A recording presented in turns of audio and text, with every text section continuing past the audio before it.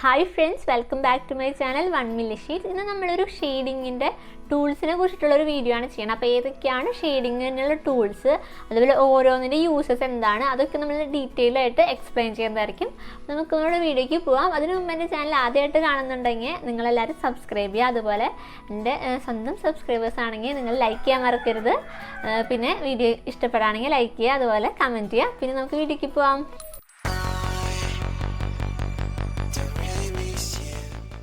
അപ്പോൾ ആദ്യമായിട്ടുള്ളതാണ് ഈ blending brush. ഇത് സാധാരണ നമ്മൾ പെയിൻറ്റ് ചെയ്യാനൊക്കെ യൂസ് ചെയ്യുന്ന ഫ്ലാറ്റ് ബ്രഷാണ്. അപ്പോൾ ഇത് യൂസ് ചെയ്ത് നമുക്ക് സുഖമായിട്ട് ബ്ലെൻഡ് ചെയ്തെടുക്കാം പെൻസിൽ ഷെയ്ഡിങ് ഒക്കെ.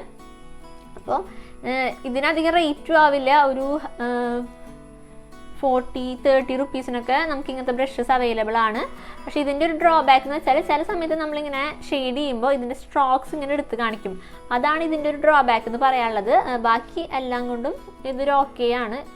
അപ്പോൾ ഇത് കംഫർട്ടബിൾ ആയിട്ടുള്ളത് നമുക്ക് ഈ ബ്രഷ് യൂസ് ചെയ്ത് ഷെയ്ഡ് ചെയ്യാം.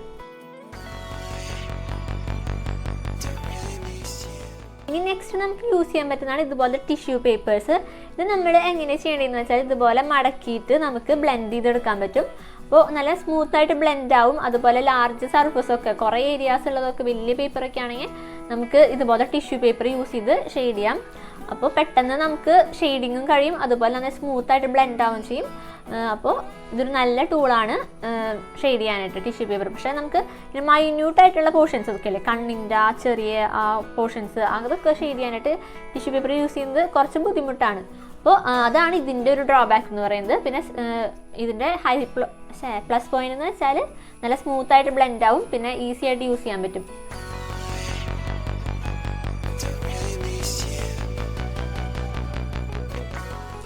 ഇനി ടിഷ്യൂ പേപ്പർ പോലെ തന്നെ നമുക്ക് യൂസ് ചെയ്യാൻ പറ്റുന്നതാണ് ഇതുപോലത്തെ കോട്ടൺ.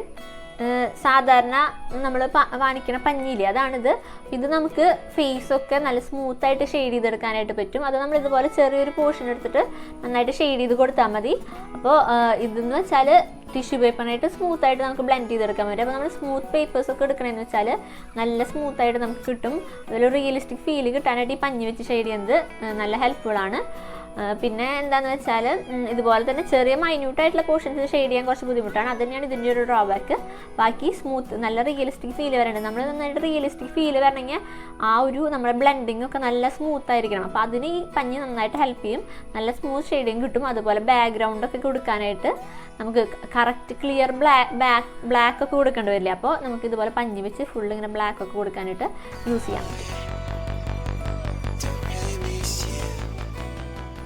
ഇനി അടുത്ത ടൂൾ എന്ന് വെച്ചാൽ ഇതുപോലത്തെ ബ്ലെൻഡിങ് സ്റ്റംസ് ആണ്. ഇത് പല സൈസിൽ നമുക്ക് അവൈലബിൾ ആണ്. അപ്പോൾ ഇത് കുറേ പേരുടെ കയ്യിൽ ഉണ്ടായിരിക്കും. അപ്പോൾ കുറേ പേര് വരയ്ക്കണവർ മിക്കതും ഈ ബ്ലെൻഡിങ് സ്റ്റംസ് യൂസ് ചെയ്തിട്ടാണ് ഷെയ്ഡ് ചെയ്യുക.